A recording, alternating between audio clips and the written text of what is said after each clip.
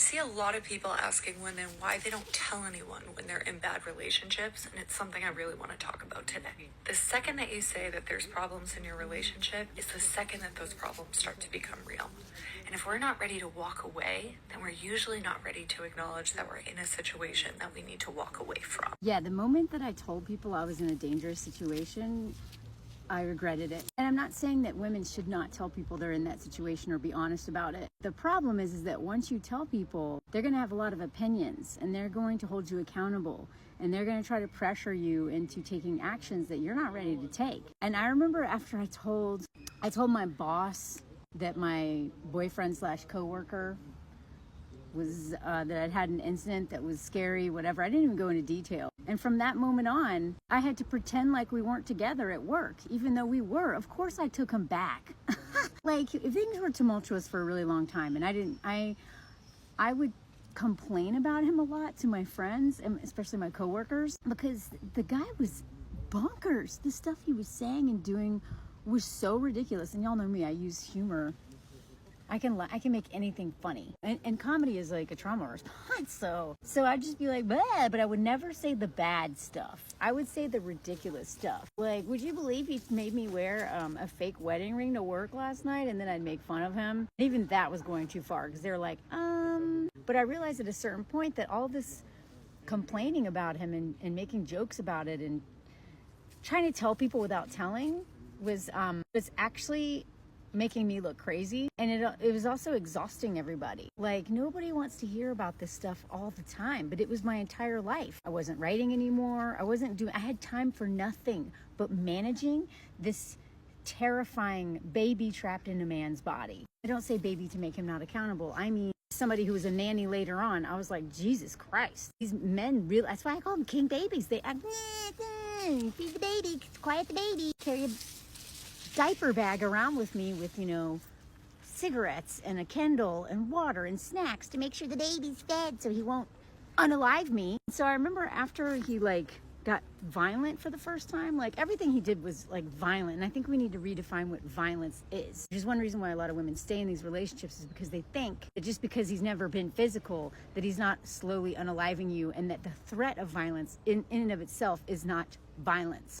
Which then helped me change my whole worldview, by the way, especially in regards to the United States and our foreign policy. Anyway, once he actually tried to bite my fingers off and threw a TV at me. And the time that I literally someone had to intervene, the neighbor heard me scream, and then that stopped the situation because she came down and it was, After that, knowing that the neighbor, by neighbor, I mean, she lived upstairs. She was actually my landlord, but she lived upstairs. So from that moment on, of course, I was embarrassed, and I broke up with him. My friend Eric came and moved all of his stuff out of my house because he was a hobo schedule, and literally moved all of his crap into my place while I was on vacation with my family, and then just never left. But because now my neighbor / landlord now knows, my boss knows, Eric knows, and other people in town know, cat's out of the bag. This isn't just like a dramatic relationship. This is like a dangerous relationship. So then I had to hide it.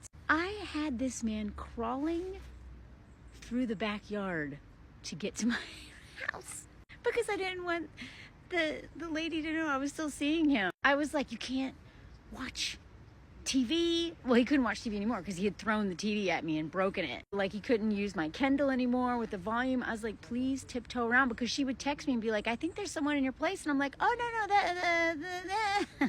The lies to cover up that I was still with this man. Why was I with this man? Because I knew I was leaving town. I had a date set, October 9th. That was the day I was leaving town because I had set up a job in California so that I had to leave. Friend Annie was coming from Alaska to come and help me move. Everything was set to go. I knew I was leaving this man.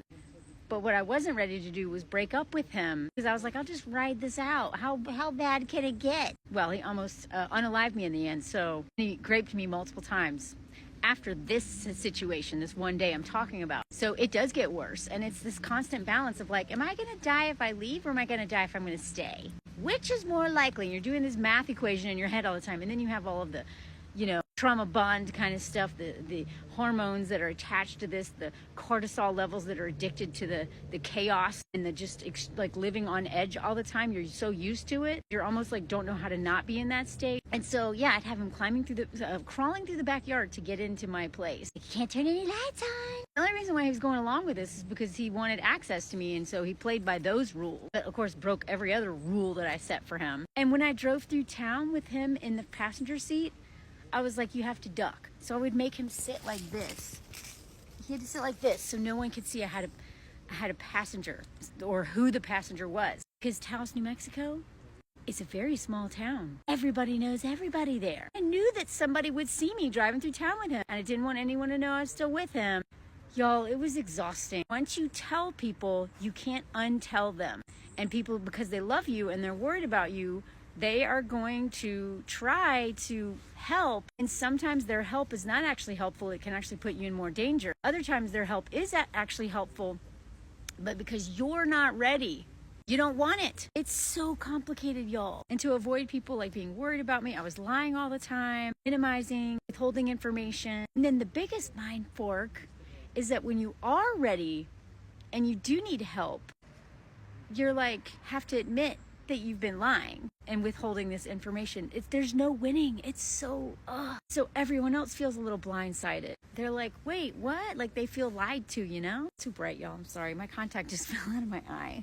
Oh my God, I can't find my contact. Okay, I gotta end this. The point is, you're screwed if you tell people, you're screwed if you're not. And so if you have a friend in one of these situations, it's really hard to know how to help them without also pressuring them into doing something they're not ready to do. They're not ready to leave, they're not going to leave. You have to look at people in violent relationships, especially if they're like chronically codependent like I was. You have to almost look at them like they're addicts. And, you know, I am a stubborn burn.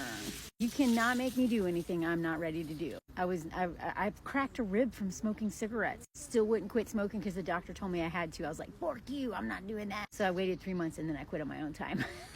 There should honestly be a support group for people whose loved ones are in violent relationships, because those people need just as much support as the person in that relationship, because navigating how to help your friend is so exhausting, it's confusing, it's infuriating, and there's a lot of feeling of betrayal that goes on with those people dealing with the person who's in that relationship. It's secondary trauma absolutely happens. It's a mess, y'all. It's a mess. So if you know someone who's in a violent relationship, I highly suggest, A, you follow one of my mutuals, Pierre, gives just so much great information on this, and B, you seek therapy yourself or support group of some kind, because you're certainly going to need it. If this is your best friend or your sister or your someone you really care about, you will go through that storm with them, and yet you will feel totally powerless and worthless. And if something happens to them, like they actually get unalive, I don't even know where you go with that kind of grief. The loved ones of the victims need support too.